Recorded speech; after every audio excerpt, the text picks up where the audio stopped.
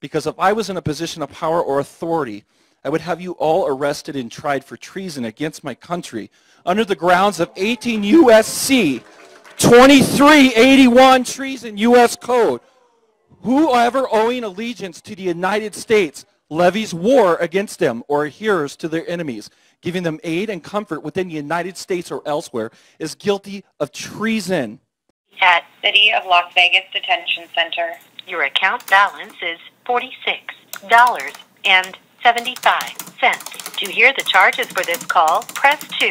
To accept this call, press 5. To refuse this call, hang up now. To block this call and all future... This call will be recorded and subject to monitoring at any time. Thank you for using IC Solutions. You may begin speaking now. Hey, bro. Hey, Blaine, how you doing this morning? Good. How are you guys doing? Hanging in there. It's Friday, you know, so thank God it's Friday. Well, depends how you look at it. The weekend's here to rag in jail. I'm like, oh, will this ever end? do they let you guys out to enjoy like the weather in the yard or something, or is there an outdoor time? We're lucky if we get out once a week. Wow, insanity, man, insanity. So apparently they're having trouble. They're having budget issues, you know, and they don't have enough police to. They need 3 officers in the dorm to take you out, you know. Yeah. So, but with as much police in this country, I mean, I don't know if I buy that or not, but that's what they tell us. Yeah, it's terrible, man. These private prisons are raping and pillaging on so many different fronts. Yeah, it's government. So what is George Carlin? George Carlin. Oh yeah, right? Yeah, I remember. You're not part of the club. Yeah, he was doing a skit one time talking about that. You're bringing in the people that don't, they call MYOB, not in my backyard. Yeah. And he advocated on building more prisons, and I was like, what is he, high? We got too many as it is. Yeah. And he says it creates jobs. And it doesn't create jobs. It creates thieves, because all the government does is take from hard-working producers and taxpayers and takes their money to enslave themselves. It doesn't make a lot of sense, does it? Which I believe we need police and law and order, but at the level that it's become in this country is crazy. I mean, militarized police and federal police, just garbage. Yeah. But it is what it is. You know, Jason Patrick told me about a book called The Rise of the Warrior Cop, and I'm in the middle of reading that. It's a really, really good book. Yeah, that is. I heard that's a good book. I haven't had a chance to read it, but yeah, and so they have all this power now, and we've given it to them like a bunch of idiots, and because they say, oh, well, we're here to protect you, and how are you protecting me when, like, for example, they have an obstruction charge law here in Nevada. So if I'm driving down the freeway and say I change lanes, and I didn't see a police officer there, and he's not on a call or anything, but you just switch lanes and you pull in front of them, they'll pull you over, arrest you for obstruction, impound your vehicle, you lose your job, you do 30 days in jail for that, you're not going to get your car back because you lost your job, so now you can't afford to pay the impound. I mean, that is a thief. That is a thug. Yeah. And by definition. And that's just a small example of things that happen every day. You got people in here for attempted jaywalking who are sometimes doing 180 days in jail. Why are my taxpayer dollars going to that crap? That's ridiculous. Yeah. So, you know, my dad and I would always. But if you're a cannibal cop and you're getting ready to right. your wife, that's perfectly normal and okay in our country. I mean, well, we can't arrest people like that. Yeah, no jail time for that guy. My dad would always use the argument, you know, they're using my tax dollars for this or they're using my tax dollars for that, but I never really bought into that because they have unlimited money. They just print money out of nothing. They don't really need our tax dollars to do what they do that's evil. They just need our tax dollars to oppress us and make us poor. And this is what I was telling people. In 1868, or before 1868, there was no federal income tax in this country, I don't believe. The founders did a good job of getting rid of the tax. But as far as I know anyway. And the federal government, had a surplus from foreign interest. Now, where they got all that money, I don't know, but it didn't come from us. So it's very very good argument to say the federal government does not need a tax from the American people to run the government at all. But because of their foreign interests and everything else they're involved in. Yeah. But if you read up on it, there was, man, I wish I could remember where I read it. It was a very good read, and it made a lot of sense to me. I was like, oh my gosh, that's true. But yeah, so you might want to look into that, maybe Google search it. But you know, if you think about it, if 30% of society is paying to fund the 70% of government that we have, how in the world is there going to be any growth? That's a brew for disaster. There's nobody. You're running out of people to fund the government now. Yeah. And so if the government does need that tax, you can't have too much government because you wouldn't have enough people to pay to run government. And that's where you start running into the lines of slavery, slave labor, and everything else. And we see that in the prisons every day. Yeah, there's no doubt about it. The prison industrial complex is absolutely modern day slavery. Yeah, it's crazy because it creates supply and demand for prisoners. We ought to be arresting bad guys, not normal everyday people who are just trying to earn a living, who have an argument with their wife, and they want to lock them in prison for the rest of their life. It's ridiculous. This liberal agenda, to destroy. It really is. It's a man-hater's world now. Have you noticed that? Yeah. There is so many people in here. I'm going like. There's one guy in here, Michael McDonald. He is getting screwed by his ex, and she is taking him to the cleaners, and he's just sitting here going like, "I'm totally helpless." And I said, "Telling you, man, a woman's hell hath no fury like a woman scorned, especially in the society we live in today." And I don't want to sound piggish. I believe in women's rights, but I think we've really taken this politically correct agenda to a whole new level, and it needs to stop. Yeah, there's no doubt about it. It's ridiculous. It's absolutely ridiculous. If it was up to me, all women judges would be fired immediately. I mean, I've seen women judges. I agree with that. Me and Ammon Bundy had a conversation about that women should not be exercising authority over in any position, to be honest with you. Yeah. That's what the Bible says. Exactly, and it does say that. And so, but when you bring that up, they freak out, and it's like, look, that's how it is. That's how God set it up. I mean, I'm not trying to be I'm not trying to be a dictator or a tyrant, but that's what it says. I mean, God's word is true, right? Yeah. So, but I think God did that for a reason, because the women are the weaker vessel. Spiritually, Yeah. It's how it is. Well, if you look at the examples of their fruit when they're made judges, look what they did to Ken Hovind. It was a lady judge. She sent him to prison for 9 years. She tried to send him to prison for 20 more years. If this Judge Navarro is like Jezebel on the throne, man. She is. Look what she did to Jerry DeLamus, 87 months. She gave him 15 months more than what the prosecution even asked for. It's just example after example. They don't know how to handle authority. And I talked to my attorney about that, and this is what my attorney said. Because now here's what you do. When you take a plea agreement, they give you 6-point variance. So they give you 6 points off your sentencing guidelines for accepting responsibility and saving the government money from taking you to court, which is, it kind of hurts my head to think about this, but this is what they got me in. Anyway, he went to pull his plea. And when you do that, they take away that acceptance of responsibility points. Now the government can argue for a 6-point enhancement. He's lucky he didn't do 12 years, because they could have asked for it, and they probably would have got it.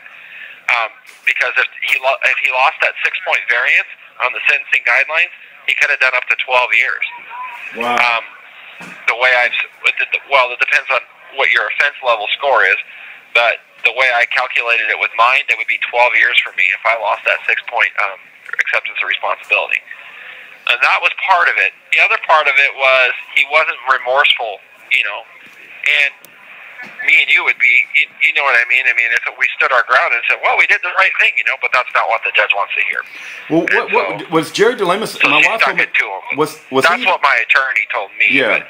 And I guess the prosecutor actually asked for 72 to 108 months. So they asked so they actually mentioned the 72, but they also said 108 months. So she sentenced him somewhere in between of 87 months. Was he even there? My wife told me Jerry DeLamus wasn't. What was his role in the whole situation? Do you know? At the Bundy Ranch? Okay. Yeah, or even either one. What was his role? I don't know if I can talk about that. Okay. Okay. All right. But I can say that that it was small.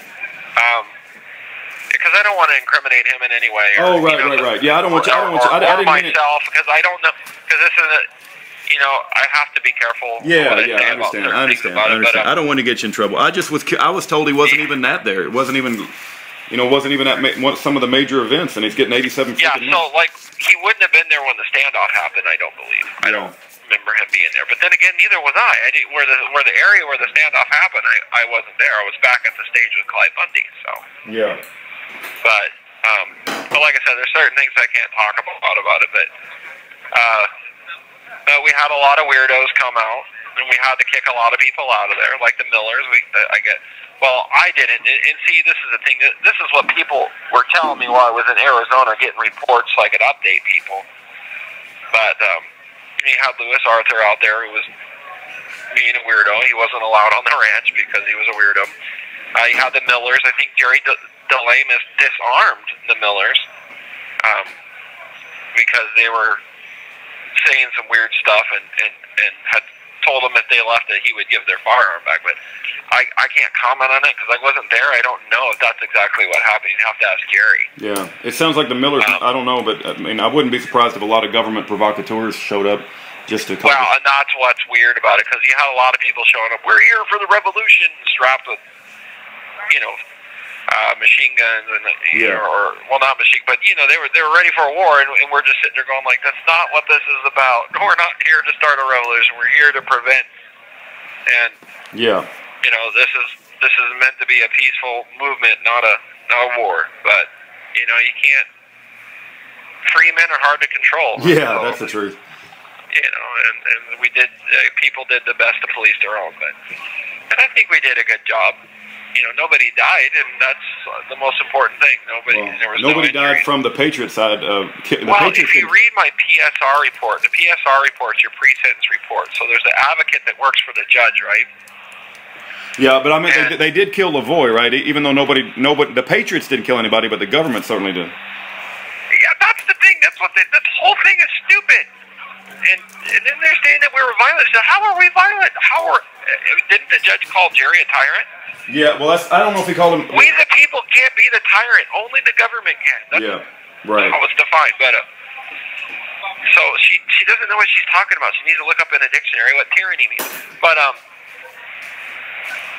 anyway, the PSR report is a report that there's an advocate that works for the judge, and he's kind of with the probation department. They go in and they talk to your this is before your sentence, right?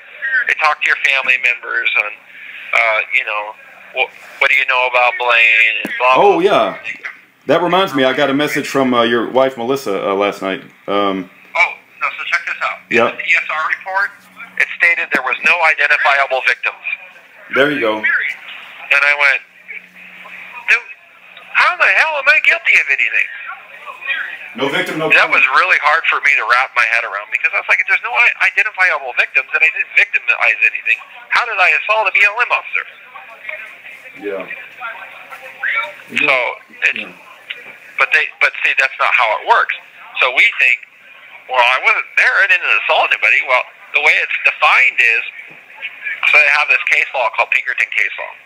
And it's called Pinkerton liability. So in a conspiracy, even though I wasn't there, even though you didn't pull the trigger, like in a murder, but because you talked about it, you're part of the conspiracy, you're just as guilty as the guy who pulled the trigger.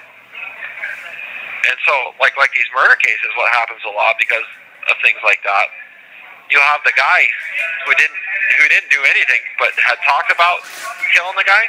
The trigger man gets less time than the guy who talked about killing him, because the trigger man will turn state's evidence and testify, and he does like a year, and then the guy who didn't even kill anybody does a gazillion. Yeah, it's terrible, man. It's absolutely terrible. So, but your wife did text me back and say I left him a message, meaning that lawyer guy, Matthew Lay. Okay. So he didn't call her. Well, that was last night. So he told me he was going to call her yesterday, and so I'm wondering if he did. Oh, right. And so I said you should call her between 2:30 and 2:40. That's when she gets break at her work. Okay, I will. I don't think he's calling her. I don't trust lawyers, man. I've never met a lawyer that I liked even a little bit.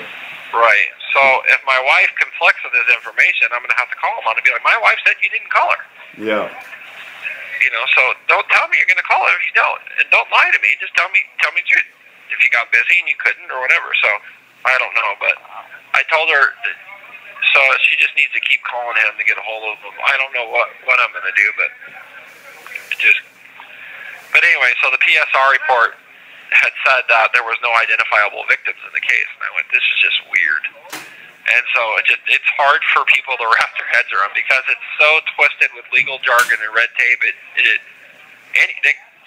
Hell, if you made a post on Facebook and liked it and shared it, you could be part of the Bundy Ranch conspiracy, believe it or not. Yeah, they're trying to bring up a Facebook post for Skylar Barbeau because he said something about Timothy McVeigh, and they're trying to bring that into his trial. So. Oh, geez. So it's like every little thing that you've ever put public, they're going to use against you. It's absolutely insanity. And Skylar Barbeau, and that's anything you say and do can and will be used against you in the court of law. Yeah, but Skylar Barbeau is no threat to anybody. But what are they really telling us in this sentence? Stay in your house. Don't say anything. Just let us handle everything. Yeah. We don't want you to talk. We don't want you having any rights. Just sit there. We're going to have video cameras on you, and we're going to put bars around you. You're safe now. Well, I guess a prison is pretty safe. If they want to trade liberty for security, we'll just put us all in prison and we'll all be safe, Well, and isn't that what Benjamin Franklin said? If you sacrifice freedom for security, you deserve neither and lose both. Yeah. So. Crazy. I'm glad. It cut him off mid discussion.